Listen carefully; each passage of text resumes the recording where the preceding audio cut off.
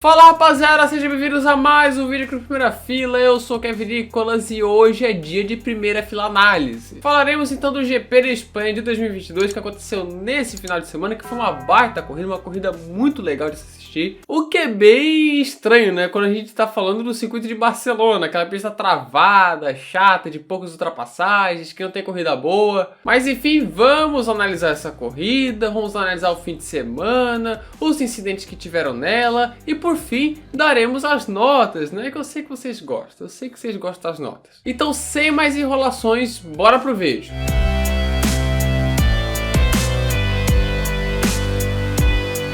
Começamos aqui falando sobre as atualizações, né? Já que, como de costume, o GP da Espanha é o grande palco da temporada para esses upgrades. Com as atualizações da Mercedes que deram resultado, agora a Mercedes está ameaçando ali Ferrari e Red Bull, como a Aston Martin, que né, fez um carro quase novo e não deu resultado. Inclusive a Aston Martin está sendo investigada por ter copiado a Red Bull, então vamos esperar um pouquinho para poder ver o andar da carruagem aí para poder tirar nossas conclusões. E assim, quase todas as equipes fizeram atualizações. E quando eu falo quase todas, é todas menos a Haas. A Haas não teve atualizações para o GP da Espanha, só vai atualizar seu carro no GP da França. Mas enfim, foi um fim de semana de muito calor na Espanha. Nos treinos livres, né, não tivemos muitas coisas, além do TL1 com a participação do Nyck de Vries, Juri Vips e Robert Kubica, com destaque para o de Vries, né, que em seu primeiro treino pela Williams conseguiu ficar à frente do Latifi.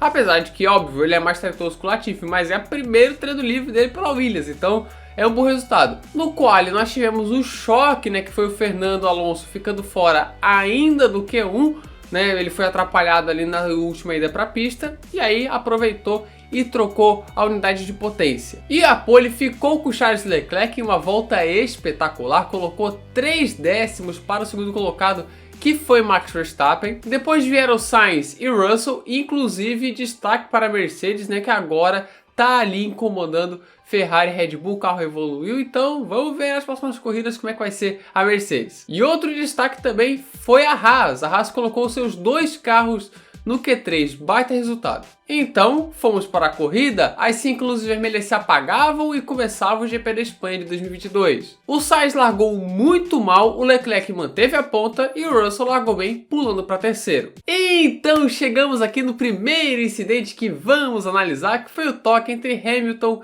e Magnussen. Começamos aqui com a câmera do Hamilton, que vocês estão vendo em algum cantinho aqui da tela, né? Eu vou botar pequenininho para não tomar direitos autorais, né? Porque a fonte é complicado. E aqui tá ele, né, brigando com o Sainz. O Sainz, inclusive, deu um passadão por fora pra cima dele. Baita ultrapassagem do Sainz. E aí, seguimos, né? Tá aqui, Sainz na frente. Vamos lá, vamos avançar um pouquinho. E aí dá o pause e está o Magnussen aqui do lado dele. O Magnussen, ele tentou ultrapassar muito rente ao Hamilton. Isso é um dos problemas, né, que vamos analisar aqui.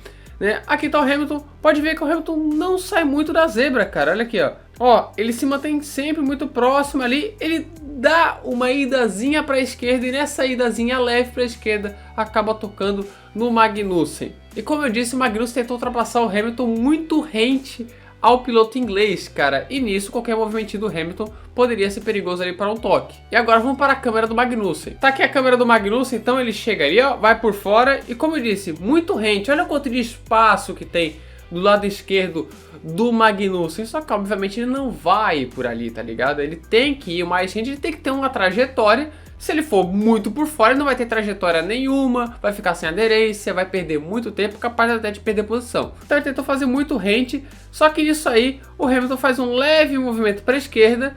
Esse leve movimentinho para a esquerda, né, acabou fazendo com que ele e o Magnussen se chocassem.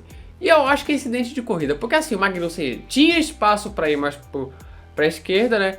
Assim, ele não podia ir, sei lá, totalmente por fora, mas ele podia ir mais por fora para, né, ter um pouco de espaço ali de respiro, né, para poder não acontecer algo como aconteceu agora. E o Hamilton deu uma leve movimentadinha ali para a esquerda, o que foi um movimento, na minha opinião, natural e tal, né? Assim, os dois acabaram tendo coisinhas que poderiam ser evitadas, mas são coisas de corrida, cara. Acabou sendo mais um azar mesmo, né, dos dois ali se encontrarem do que qualquer coisa. Então, para mim, incidente de corrida, inclusive foi o que os comissários acharam, né? Segue o jogo, nem abre investigação e bola para frente. E querendo ou não, os dois acabaram sendo punidos, né? Porque os dois tiveram pneus furados, os dois caíram pro final do grid.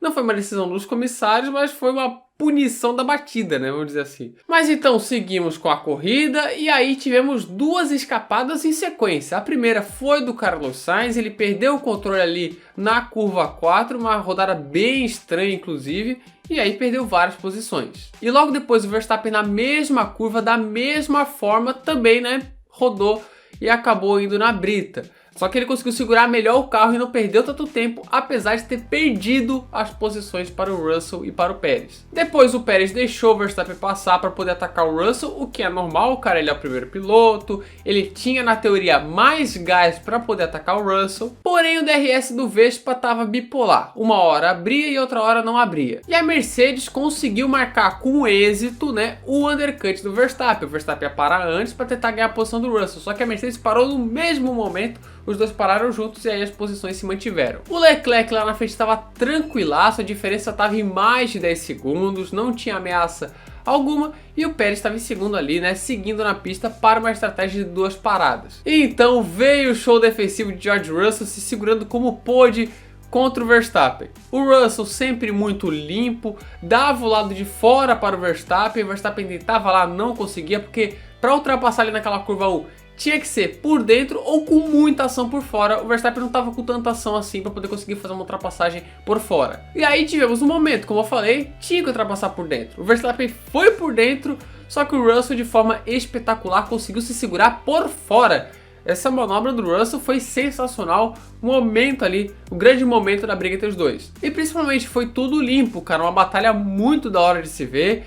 E principalmente foi tudo limpo, cara. O Russell até deu uma espalhadinha depois ali na curva 3, mas foi tudo nos conformes. E aí veio o problema do Leclerc, isso após ele ter feito pit stop e tudo mais, que o fez abandonar. Que não tem muito o que falar, né, cara? Pô, ele tava liderando, teve o azar, o carro quebrou e ele precisou abandonar, né? Mesmo azar que o Verstappen teve no Bahrein e na Austrália. Depois tivemos outro incidente que foi o do Gasly com o Stroll, e aqui na minha opinião culpa 100% do Gasly. Ele tinha muito espaço por dentro, acabou espalhando, o Stroll estava no limite, tocou no Stroll, o Stroll rodou, para mim culpa do Gasly. E chegamos na segunda parada do Verstappen, que parou antes de Russell e de Pérez e colocou o pneu macio. E aí com a opção do Russell e do Pérez de se manterem na pista para fazerem duas paradas, né, a corrida ficou definida basicamente no que seria o ritmo do holandês. O Pérez chegou no Russell e passou ele por de forma até fácil, né? Uma baita manobra do mexicano. Inclusive tivemos muitos questionamentos sobre o DRS, porque quando o Verstappen estava com um probleminha ali na asa móvel, a briga com ele e com o Russell estava muito boa de se assistir, né? Porque o Verstappen estava ali com problemas e não conseguia passar muito fácil, ele tinha que tentar e tal. Na minha opinião, por enquanto o DRS tem que seguir na Fórmula 1, nas condições atuais ele tem que seguir. Se não fosse o DRS, muitas das corridas que tivemos até agora em 2022 estariam mais engessadas do que foram, mas é preciso medir o DRS também, porque o DRS é um auxílio para ultrapassagem. Então quando se consegue uma ultrapassagem de forma muito fácil, significa que o DRS naquela zona estava longo demais. O de Barcelona, ao meu ver, estava até ideal, cara. As ultrapassagens ali, quando chegavam numa distância considerável, estava bem difícil de ser executadas, né? Quando chegava muito próximo, aí não tinha jeito, né? Passava de forma fácil. Mas continuando, o Verstappen com pneus macios foi tirando vantagem volta após volta após volta. E quando o Russell e Pérez pararam, o Verstappen já estava próximo a eles. E a corrida tomou um rumo claro. O Verstappen iria vencer. A não ser que rolasse o safety car e tudo mais, né? Que aí mexeria um pouco mais na corrida. Após a terceira parada, o Verstappen voltou muito mais rápido e aí o Pérez obedeceu a equipe e deixou o Verstappen passar. O que eu achei meio desnecessário, porque o Verstappen estava muito mais rápido que o Pérez e iria passar ele, na minha opinião, sem muitas dificuldades, né?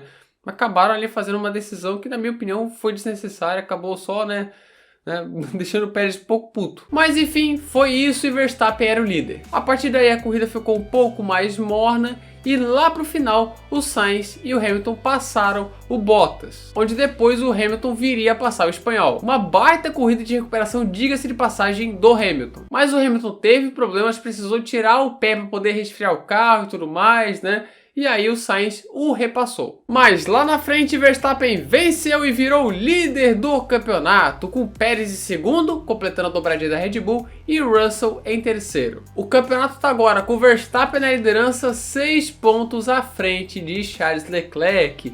Agora sim, temos um campeonato. O restante da classificação vocês podem ver aqui, está na tela, então né, se quiser dar uma pausinha, eu vou dar um tempinho aí para vocês verem e tudo mais. E agora, vamos para as notas!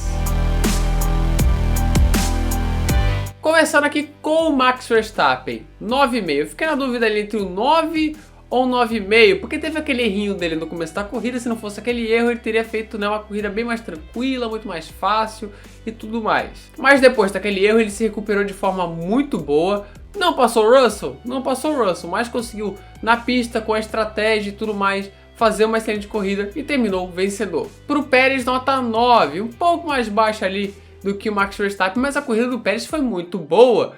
Ele conseguiu, chegar em segundo, passou o Russell de forma tranquila, cara, algo que o Verstappen estava sofrendo muito, mesmo que o Verstappen estava com o DRS, com falha, mas o Pérez foi pra cima e muito bem. O ritmo do Pérez também estava muito bom, então assim, ótima corrida do mexicano, pra mim nota 9. Pro Russell, cara, nota 9,5, cara, o que ele fez defensivamente contra o Verstappen foi coisa de louco, ele fez uma corridaça. O terceiro lugar espetacular ali pro Russell, na minha opinião, 9,5, que vai ser a mesma nota que eu vou dar pro Hamilton, porque eu acho que eles fizeram corridas assim, dentro das circunstâncias que eles estavam, muito boas e perto ali do que seria, perfeito para Mercedes. O Carlos Sainz, cara, assim, fiquei na dúvida, 7 ou 7,5, eu vou dar um 7 para ele. Porque na corrida, ele errou, o errinho, mesmo erro do Verstappen, só que aí, beleza, o Verstappen ganhou 9,5, só que o Sainz ele não conseguiu se recuperar no mesmo ritmo, sofreu para passar carros que na teoria eram bem inferiores à Ferrari, não conseguiu impor o seu ritmo, então assim, foi uma corrida bem abaixo do Sainz, apesar de ter chegado em quarto, mas a Ferrari é mais carro que a Alfa Romeo, mesmo assim ele sofreu um bocado para poder chegar e passar o Bottas, então para mim 7. Pro Hamilton dou nota 9,5, cara, assim, ele ficou atrás do Russell no treino classificatório? Ficou, aqui a gente contou no final de semana, ficou, teve o toque ali com o Magnussen, mas ali foi mais azar do que realmente culpa dele, ou culpa do Magnussen e tudo mais. Só que na corrida o ritmo dele foi extraordinário, foi o melhor ritmo de corrida de todos da pista. Então assim, tá que foi algo que tu pode achar que foi um pouco circunstancial, da estratégia, porque não estava ali na frente para poder brigar com o pessoal, a estratégia ficar um pouco engessada, ali teve um pouco mais de liberdade, a estratégia funcionou e ele chegou numa excelente quinta posição, sendo que ele poderia ter chegado em quarto, cara. Então assim, baita corrida do Hamilton, então 9,5 para ele. Pro Bottas eu dou nota 9,5, cara, ele fez uma baita corrida com a Alfa Romeo, brigou pela quarta posição. O Bottas está muito bem na temporada até aqui, a Alfa Romeo briga constantemente por pontos, mas ali estava brigando para ficar à frente do Sainz e do Hamilton e ficou por boa parte da corrida. Então, ótima corrida do Bottas, para mim 9,5. Pro Ocon dou nota 8,5, cara. Fiquei na dúvida entre 8 e 8,5, vou dar um 8,5 para ele porque ele ficou fora no Q2, mas na corrida se recuperou bem, foi o primeiro ali, fora os 5 primeiros e o Bottas. Então, ótima corrida do Ocon, bem sólida, boa, 8,5. Pro Norris eu vou dar um 7,5, cara, assim, fiquei na dúvida entre o 7,5 e 8. 7,5 pro Norris, pode ser um pouco controverso, mas a corrida dele eu achei meio apagada, eu achei que poderia ir além, poderia terminar na frente do Ocon, por exemplo, no treino classificatório ele não foi bem, na corrida ficou sumido por boa parte do tempo, tudo mais, então... na minha opinião, 7,5. E pro Alonso vou dar um 9, cara. Pô, ele largou em último e chegou na 9ª posição, com um ótimo ritmo. No treino acabou sendo... teve um azar, O Alonso teve um azar no treino classificatório que o fez ficar fora no Q1, mas na corrida ele não decepcionou. Largou de último, chegou em nono, baita corrida de recuperação, pra mim nota 9. Pro Tsunoda, nota 8, cara. Assim, a gente tá vendo que a AlphaTauri não tá com um carro muito consistente, muito... bom, então assim, o Tsunoda conseguiu um pontinho, boa corrida dele, ficou no Q2, conseguiu se recuperar na corrida. Tsunoda que até agora vem fazendo 2022 bem regular até, brigando constantemente ali por pontos, que é o objetivo da AlphaTauri. Então, boa corrida pra ele, nota 8. Pro Vettel eu pensei 8 ou 7,5, 8 ou 7,5, 8 ou 7,5, 8. Vou dar uma nota 8 aí, porque ele ficou a uma posição de pontuar com o Aston Martin, que vinha sofrendo o fim de semana inteiro. Inclusive ele ficou fora no Q1, ele e o Stroll, né? O Aston Martin está bem mal, mas conseguiu se recuperar e ficou a uma posição de pontuar com o Aston Martin, largando bem de trás. Então, né, foi uma boa corrida, nota 8 para ele. Não se pode dizer o mesmo do Ricardo, nota 5,5 para o Ricardo, que fez um treino classificatório ok, foi pro Q3, ficou na frente do Norris, só que a corrida dele foi apagadíssima. Ficou atrás do Vettel de Aston Martin, cara, que, pô, a McLaren é um carro melhor que a Aston Martin. Um desempenho muito abaixo do Ricardo na corrida, então pra mim, nota 5,5. Podia ser menor, mas pelo treino classificatório que ele fez, eu dei uma elevadinha aí, né, um meio pontinho. Então ele fica com 5,5. Pro Gasly, nota 5, cara, uma corrida muito abaixo do Gasly. Né, um fim de semana inteiro muito abaixo do Gasly. Ele acabou também se envolvendo com o Stroll, foi punido. Então, né, foi uma corrida ali para esquecer, ficou fora da zona de pontos, bem longe até. E, enfim, 5. Pro Mick, vou dar a mesma nota do Ricardo, 5,5. Ele fez um bom treino classificatório, levou a Haas para o Q3 junto com o Magnussen. Só que na corrida ele ficou atrás do Vettel, ficou atrás do Ricardo, ficou atrás do Gasly. Ficou bem abaixo do que se esperava do Mick Schumacher para essa corrida, ainda mais com o Magnussen ficando de fora, ou seja, na teoria ele teria ganho uma posição, mas aí ele terminou fora dos pontos, bem longe, então nota 5,5 para ele. Pro Stroll, nota 4,5, cara, fica 4,5 ou 5, porque o fim de semana inteiro do Stroll foi bem ruim, né? Ele ficou fora no Q1, o Vettel também ficou, né? Então isso aí diz mais sobre a Aston Martin do que sobre o Stroll, mas a corrida dele ele ficou bem sumido, não tem muito como avaliar o Stroll, né? Ele acabou sendo tocado pelo Gasly também, enfim, nota 4,5 pro Stroll. Pro Latifi, cara, nota 5, porque assim, foi uma corrida sumida do Latifi, né? Como sempre é uma corrida do Latifi, ele fica sumido no fim do pelotão, mas ele terminou na frente do Albon e na frente do Magnussen, né? Talvez eu podia levar um pouco mais essa nota, né? Porque ele tá com uma Williams, né? Não tem como esperar muito. Mas, na minha opinião, uma nota 5 para os níveis Latifi. Tá bom. 5 pro Latifi. Pro Magnussen, nota 5. Né? Ele fez um bom treino classificatório. Conseguiu levar a Haas para o Q3 junto com o Mick Schumacher. Né? Se classificou ali numa boa posição. Só que teve um incidente com o Hamilton. Acabou se tocando. Foi pro final do grid e a partir dali, né? Ele não conseguiu escalar ninguém. Só ficou à frente do Albon. Então, nota 5. Pro Albon, vou dar nota 4. O último colocado no grid, né? O último colocado dos que terminaram. Não fez muita coisa no fim de semana, né? Só ficou à frente do Latifi no quali. Enfim, né? Uma corrida apagadíssima do Albon. Não tem muito como avaliar também, né? Porque a gente mal viu o Albon na corrida. Ficou lá no fundo da corrida inteira. Então nota 4 para ele. Chegamos então nos últimos dois pilotos aqui dessa lista, né? Que são os pilotos que abandonaram, que foram o Zhou e o Leclerc. E pro Zhou vou dar nota 3. 3 porque ele não fez um bom treino classificatório, ele passou pro Q2 com a Alfa Romeo, mas foi o último colocado no Q2, né? É o famoso não fez mais que obrigação, né? Ele conseguiu passar a Alfa Romeo pro Q2, o que é o potencial da Alfa Romeo, e na corrida não tem muito como avaliar ele, né? A performance dele, ele tava ali no meio do pelotão, né? Na parte mais pro final do grid, e precisou abandonar com problemas ainda no comecinho, né? Ali quase próximo do Leclerc, do comecinho para metade da corrida. Então, né, não tem muito como avaliar, nota 3 para ele. E pro Leclerc, para finalizar aqui, nota 9 para ele. Nota 9 dentro do recorte dele, porque assim, ele fez a pole position, ele estava liderando a corrida, liderando muito bem, uma ótima vantagem para o segundo colocado, estava tranquilaço na frente, controlando, muito provavelmente se ele não tivesse problema, iria vencer, só que ele teve problema, né, e precisou abandonar. Só que a gente não vai contar esse problema para a equação. A gente vai contar o que ele fez na corrida. O que ele fez na corrida é digno de nota 9. Então, 9 para o Leclerc. Enfim, esse foi o primeira fila análise do GP da Espanha de 2022. Bem, é isso, galera. Se você gostou do vídeo, se inscreva no canal, ative as notificações, clique no gostei e compartilhe esse vídeo nas suas redes sociais, com seus amigos e por aí vai. Se você tiver sugestão de tema, quadro ou vídeo, coloque aqui nos comentários que eu vou ler tudo, beleza? Não se esqueça de entrar no nosso servidor no Discord, link na descrição. Enfim, é isso. Muito obrigado a quem assistiu o vídeo até aqui e falou!